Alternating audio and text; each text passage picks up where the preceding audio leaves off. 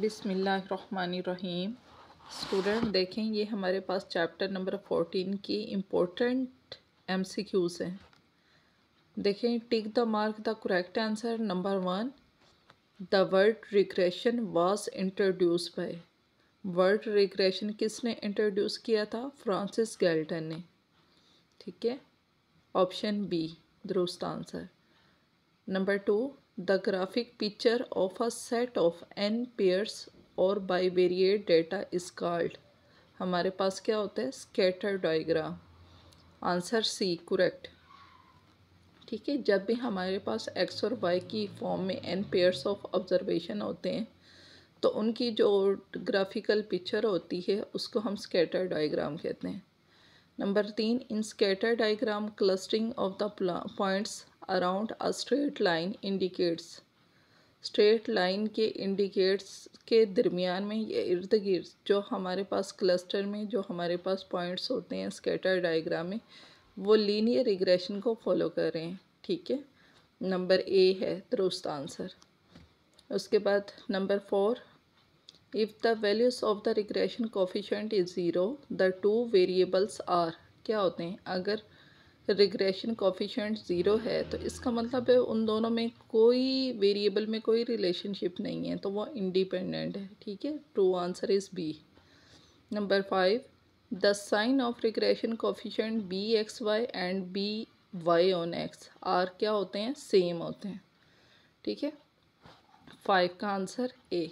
उसके बाद 6 पे देखें, the regression line always passes through the points. Regression line हमेशा कौन से पॉइंट से गुजरती? एक्स बार एंड वाई बार। उसके बाद 7 पे चलते हैं, the correlation coefficient lies between किसके? -1 एंड +1। तो ट्रू आंसर क्या है हमारे पास? C. Regression the correlation coefficient lies between -1 and +1। हमारे पास ये जो 7 है उसका आंसर क्या है? सी। अब नेक्स्ट पे चलते हैं। आप देखें हमारे पास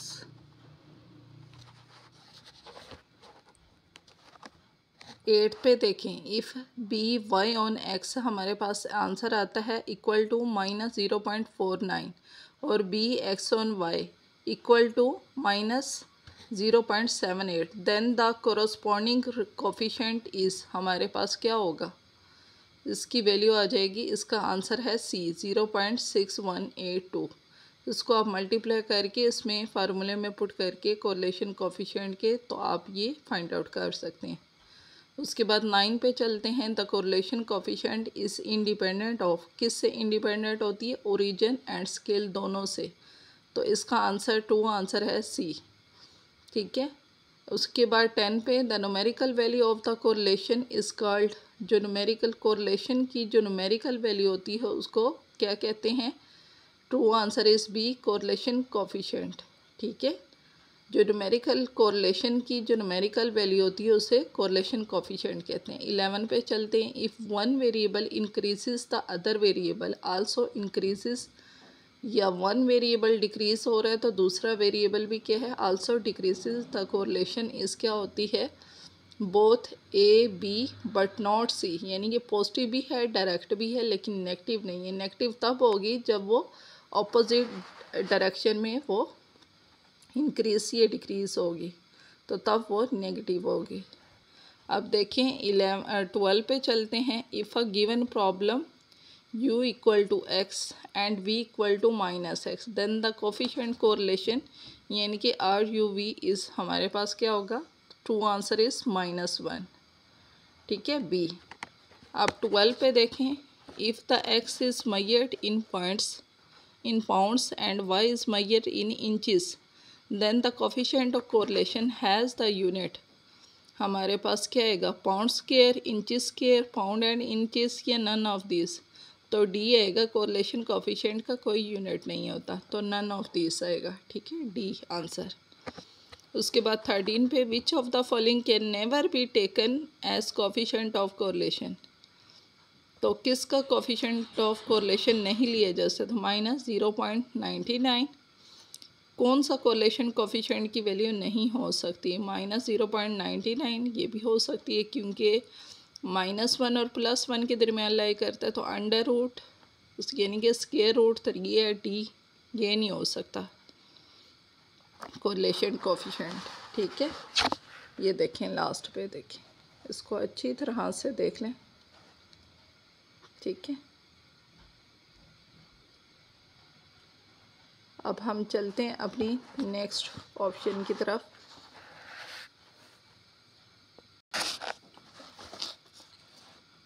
फिफ्टीन पे देखें, the regression coefficient B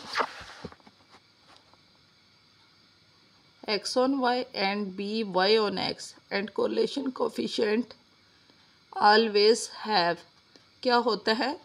D option, none of this. ठीक है, इसकी क्या है? D option.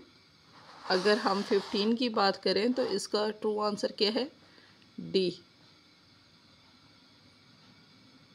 उसके बाद हम 16 पे जाते हैं, the relationship between the quantitative variable. जो क्वांटिटेटिव वेरिएबल होते हैं उनके दरमियान जो रिलेशनशिप होता है उसको क्या कहते हैं? Number A, correlation, true answer. उसके बाद 17 पे देखिए, if y hat equal to 10.5 + 6.3x then the value of correlation coefficient हमारे पास क्या होगी? B option, 16.8। उसके बाद 18 पे चलते हैं, the sum of square of deviation of observe value from their estimated values. The sum of the square of the observe value from their estimated values is equal to हमेशा 0 के होता है। ठीक है, ए, ट्रू आंसर इज़ 0। उसके बाद 19 पे देखें, the sign of the regression coefficient are associated with the sign of, D option के है, covariance of X and Y. उसके बाद 20 पे चलते हैं, in regression S of X and S of Y are always क्या होते हैं? पॉजिटिव होते हैं। ठीक है, ए है इसका ट्रू आंसर। तो thank you for watching girls. अगर इस तरह की आपको और भी ऑब्जेक्टिव चाहिए तो आप प्लीज़ कमेंट्स में शेयर कीजिएगा मुझसे, और प्लीज़ जो भी मेरे चैनल को देख रहे हैं प्लीज़ सब्सक्राइब कीजिएगा ताकि आपको मज़ीद मालूमात के लिए आसानी हो जाए। Thank you for watching. Allah हाफ़िज़।